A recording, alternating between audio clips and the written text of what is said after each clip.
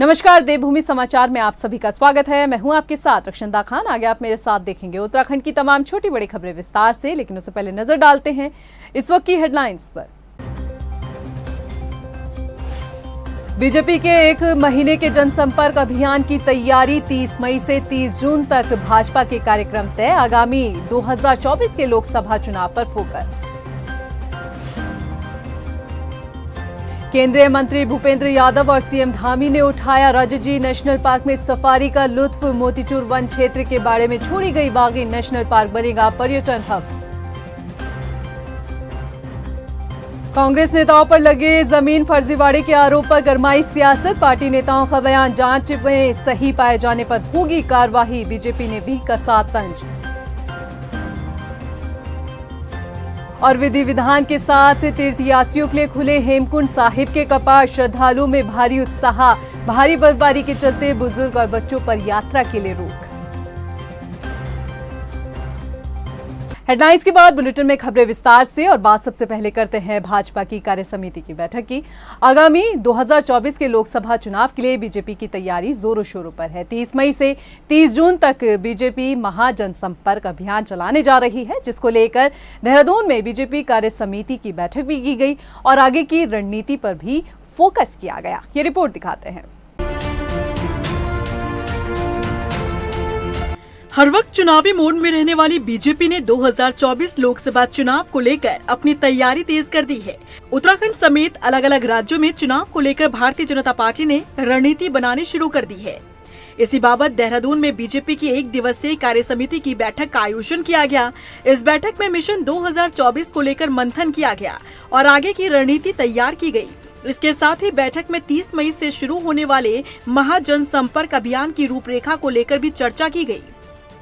जो लोकतंत्र के लिए संगठन की आवश्यकता होती है वो अगर कहीं है तो भारतीय जनता पार्टी के पास ही है। इसीलिए हम विश्व की नंबर 1 की पार्टी बने हैं। बूथ गांव हमारे पास पन्ना प्रमुख तक हमारे पास है। इसी तरह से चुनावी वर्ष भी है, लेकिन हम सतत काम करने वाले लोग हैं। जब हम चुनाव जीतते हैं या जीतने से रह जाते हैं, उसके दूसरे दिन से ही हम जनता के कामों में लग जाते हैं।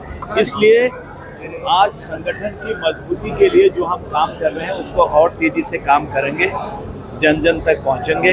हमारी राज्य सरकार, हमारी केंद्र सरकार की सारी योजनाएं लाभान्वित करने वाली हैं, लोगों को उचित लाभ मिल रहा है, उसकी भी जानकारी हम लेते हैं। बीजेपी की इस बैठक में कार्य समिति के सभी पदाधिकारी मौजूद रहे। बीजेपी के तमाम सांसद, विधायक, जिला अध्यक्ष, महापौर, सभी पदाधिकारी और नगर पालिका अध्यक्षों को भी बुलावा दिया गया। बैठक में प्रदेश प्रभारी दुष्यंत गौतम, सह प्रभारी रेखा वर्मा और महासंपर्क अभियान के राष्ट्रीय प्रभारी तरुण चुग भी मौजूद रहे। वहीं प्रदेश के मुख्यमंत्री पुष्कर सिंह धामी भी बैठक में शामिल रहे। उत्तराखंड की आज की कार्य समिति प्रदेश अध्यक्ष महेंद्र जी की निर्देशित में हुई है। इसमें सभी सांसद, हमारे विधायक, पार्टी के सभी डिस्ट्रिक्ट के प्रेसिडेंट, हमारे मुख्यमंत्री पुष्कर सिंह धामी जी, पूर्व मुख्यमंत्री, पूर्व अध्यक्ष, पार्टी के सभी लोग इसमें शामिल हुए। और इस बैठक में तय हुआ है कि उत्तराखंड की हर विधानसभा पर भारतीय जनता पार्टी के सभी मोर्चे मिलकर जनसभा करेंगे। भारतीय जनता पार्टी के अलग अलग मोर्चे यात्राएं निकालेंगे, लाभार्थी तक संपर्क करेंगे। देखिए, कार्य समिति की बैठक हम लोग अक्सर करते रहते हैं और हमारा जो संगठन है वो कैसे मजबूत हो इसकी हम लोग चिंता करते हैं। बहुत सारी जिम्मेदारियों को देते हुए हम बहुत सारे अभियान चलाते हैं, जिससे हमारे कार्यकर्ता बूथ तक जाएं और बूथ को मजबूत करें। ऐसी कार्य समिति में हमारी चर्चा होती है। दरअसल लोकसभा चुनाव से पहले बीजेपी ने मोदी सरकार के 9 साल पूरे होने पर महासंपर्क अभियान को लेकर कार्यक्रम किए जाने का प्लान बनाया, जिसके तहत सभी पदाधिकारियों को अभियान को आगे बढ़ाने की जिम्मेदारी दी गई है। ये अभियान लोकसभा चुनाव को देखते हुए चलाया जाएगा। बीजेपी की प्रदेश कार्य समिति में मौजूद राष्ट्रीय महामंत्री तरुण चुग ने आगामी 30 मई से 30 जून तक चलने वाली महाजनसंपर्क अभियान की रूपरेखा घोषित की है। तरुण चुग ने बताया कि 30 मई से बीजेपी बूथ लेवल पर जाकर हर शख्स से संपर्क करने का काम करेगी, जिसमें प्रधानमंत्री नरेंद्र मोदी को आशीर्वाद और समर्थन देने के लिए मिस कॉल देने का कार्यक्रम होगा। इस अभियान में भाजपा कार्यकर्ता जनता को केंद्र और राज्य सरकार द्वारा चलाई जा रही योजनाओं से रूबरू कराएंगे। महेंद्र जी की लीडरशिप में हुई है, जिसमें सभी सांसद, हमारे विधायक, पार्टी के सभी डिस्ट्रिक्ट्स के प्रेसिडेंट, हमारे मुख्यमंत्री पुष्कर सिंह धामी जी, पूर्व मुख्यमंत्री, पूर्व अध्यक्ष, पार्टी के सभी लोग इसमें शामिल हुए। उत्तराखंड के अंदर आज इस बैठक में तय हुआ है कि भारतीय जनता पार्टी हर लोकसभा पर एक बड़ी जनसभा भी करेगी। लाभार्थियों के हर शक्ति केंद्र लेवल पर सम्मेलन होंगे। पूरे 30 दिन भारतीय जनता पार्टी के कार्यकर्ता प्रधानमंत्री श्री नरेंद्र मोदी जी द्वारा 9 वर्षों में किए हुए भगीरथीय कार्य, अद्भुत ऐतिहासिक कार्य, उनकी चर्चा जन जन तक करेंगे, जन जन तक पहुंचाएंगे। मुख्यमंत्री पुष्कर सिंह धामी ने मोतीचूर रेंज में राजाजी नेशनल पार्क में सफारी का लुत्फ उठाया और इस दौरान सीएम धामी के साथ केंद्रीय पर्यावरण, वन और जलवायु परिवर्तन मंत्री भूपेंद्र यादव और प्रदेश के वन मंत्री सुबोध उनियाल भी मौजूद रहे। इस अवसर पर कॉर्बेट टाइगर रिजर्व के वन क्षेत्र से लाई गई बाघिन को राजाजी टाइगर रिजर्व के मोतीचूर वन क्षेत्र के बाड़े में छोड़ा गया है। मुख्यमंत्री पुष्कर सिंह धामी ने कहा कि राजाजी नेशनल पार्क का ये क्षेत्र पर्यटन हब बने, लोग यहाँ के प्राकृतिक सौंदर्य को देखने आए, इस दिशा में प्रयास किए जा रहे हैं। इकोलॉजी और इकोनॉमिक में संतुलन बनाए रखने और पर्यावरण के संरक्षण की दिशा में भी कार्य किए जा रहे हैं।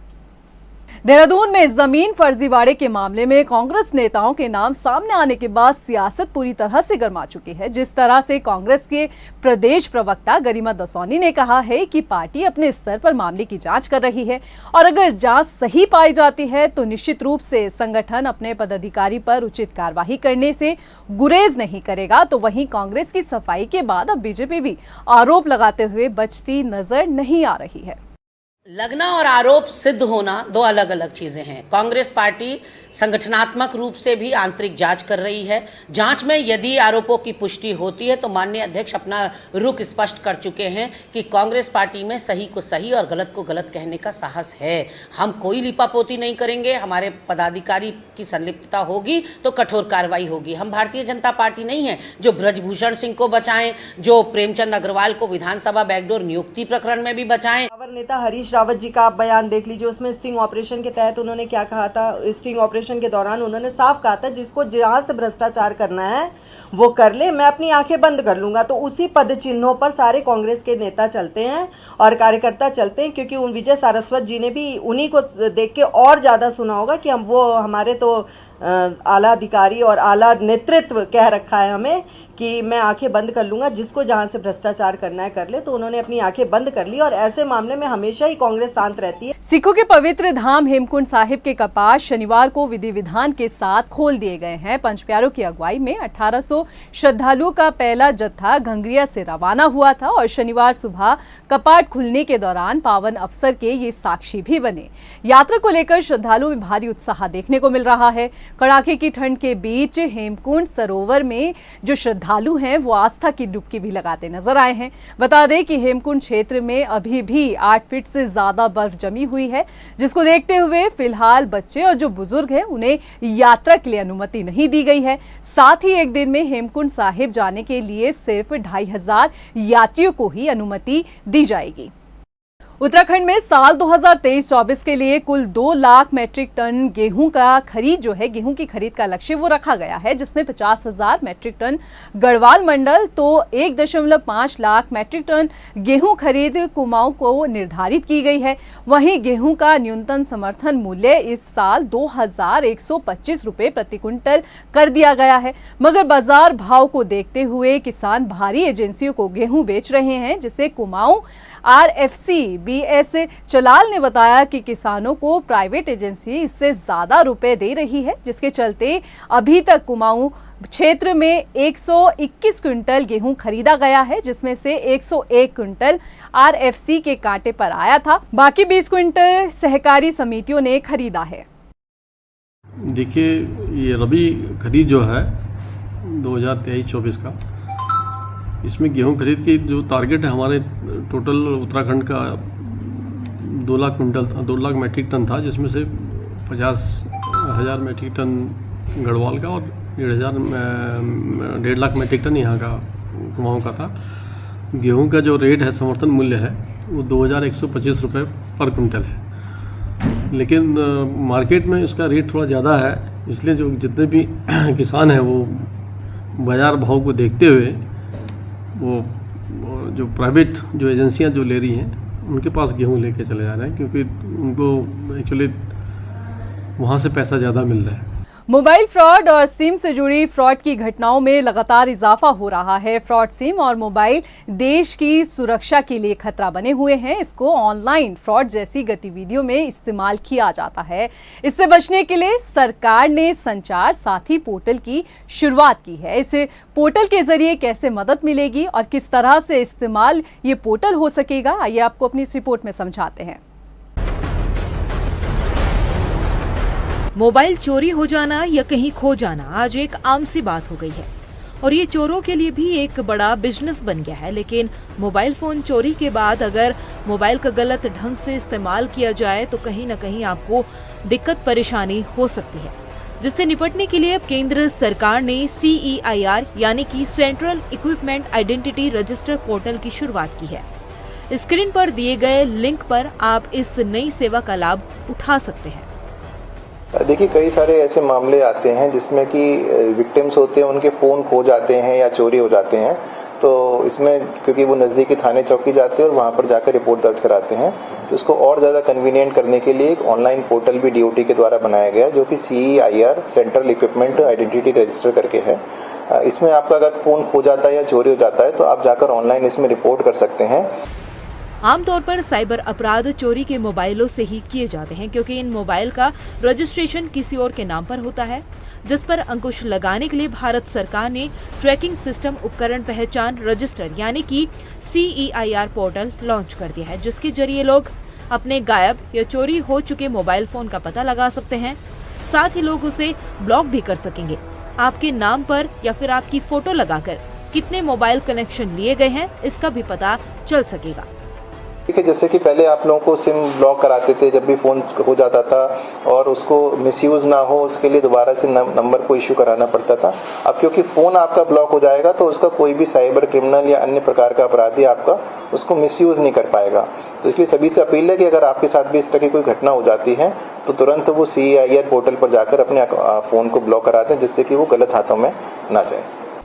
इस पोर्टल के जरिए लोगों को अपना मोबाइल चोरी होने की स्थिति में फोन को ब्लॉक करने की सुविधा मिलती है। जब कोई व्यक्ति अपना मोबाइल ब्लॉक कर देता है तो इस मोबाइल को किसी भी तरह से उपयोग में नहीं लाया जा सकता है, जिसके बाद पुलिस फोन को ट्रैक करती है और इसे खोजने की कोशिश करती है। वहीं उधम सिंह नगर में जिले के अटल उत्कृष्ट विद्यालयों के प्रधानाचार्यों के साथ अपर शिक्षा निदेशक ने समीक्षा बैठक की और इस बैठक में CBSE बोर्ड परीक्षा में 50% कम अंक आने पर प्रधानाध्यापकों से जवाब मांगा गया। बैठक में शामिल राजकीय शिक्षक संघ के जिला अध्यक्ष ने 9 सूत्रीय मांगों का ज्ञापन अपर शिक्षा निदेशक को सौंपा है। तो राजकीय शिक्षा संघ ने भी इसकी समीक्षा की है हमने जनपद स्तर पे। तो इसमें कई सारे कारण निकल के आए हैं, जैसे कि हमें CBSE बोर्ड इन स्कूलों को बोर्ड से मान्यता दी गई, पर उसके साथ साथ उत्तराखंड बोर्ड की भी जो समकक्ष जितनी भी क्रियाकलाप थे वो सब यहाँ भी चलते रहे। जैसे मासिक परीक्षाएं हैं, कुछ मूल्यांकन को लेके भी कि जो हमारे बच्चों ने हिंदी मीडियम में लिखा और जिन्होंने कॉपियाँ मूल्यांकन किया गया है, उस मूल्यांकन जो है जो प्राइवेट स्कूल के जो इंग्लिश मीडियम टीचर्स हैं उनके द्वारा किया गया। तो एक ये भी कारण रहा। कोरोना काल से बच्चे अभी निकल कर आए थे, एक ये भी कारण रहा कि बच्चे अब उससे उभर रहे हैं धीरे धीरे। भगवानपुर विधानसभा क्षेत्र के अंतर्गत खेलपुर गांव में इंटरलॉकिंग टाइल से बनी सड़क का उद्घाटन स्थानीय विधायक ममता राकेश ने किया। इस दौरान विधायक ममता राकेश ने बताया कि किसी भी देश और प्रदेश या गांव में विकास की पहली नींव जो है वो उसकी सड़क होती है। देखिए, किसी भी क्षेत्र का विकास का रास्ता उसकी सड़कों से होकर के जाता है। सड़क किसी भी देश की, प्रदेश की जिले की और गांव की विकास की गति को दर्शाता है। तो उसी क्रम में विकास करना हमारा सबसे पहली प्राथमिकता है।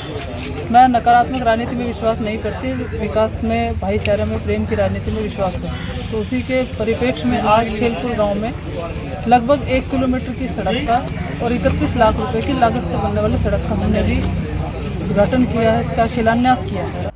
हल्द्वानी में प्रशिक्षण एवं सेवा योजन निर्देशालय में निदेशक हरबीर सिंह ने सेवा योजन विभाग से जुड़े तमाम अधिकारियों के साथ बैठक की। हरबीर सिंह ने कहा कि मुख्यमंत्री के निर्देश पर प्रशिक्षण एवं सेवा योजन निर्देशालय में बच्चों के पंजीकरण और रोजगार मिलने तक के सारे रिकॉर्ड रखे जाएंगे। हरबीर सिंह ने बताया कि राजधानी देहरादून में जल्द ही एक रोजगार मेला आयोजित होने वाला है, जिसमें मुख्यमंत्री, केंद्रीय मंत्री और राज्य के विभागीय मंत्री मौजूद रहेंगे। मेले में काफी संख्या में छात्रों को रोजगार से संबंधित नियुक्ति पत्र दिए जाएंगे।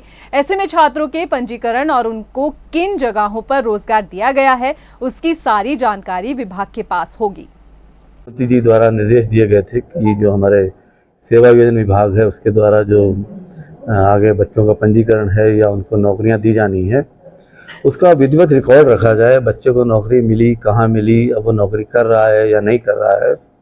और आगामी कुछ दिनों में ही भारत सरकार के जो हमारे केंद्रीय मंत्री हैं और माननीय मुख्यमंत्री जी और हमारे जो विभागीय मंत्री हैं वो एक रोजगार मेला करने जा रहे हैं देहरादून में। उसके क्रम में भी जो हमारे क्षेत्रीय जो कार्यालय हैं उनके अधिकारी और जो हमारे सेवा योजन अधिकारी हैं, जिला सेवा योजन अधिकारी, उनकी एक बैठक बुलाई गई है, जिसके क्रम में सबको दिशा निर्देश यहाँ से निर्गत किए जा रहे हैं।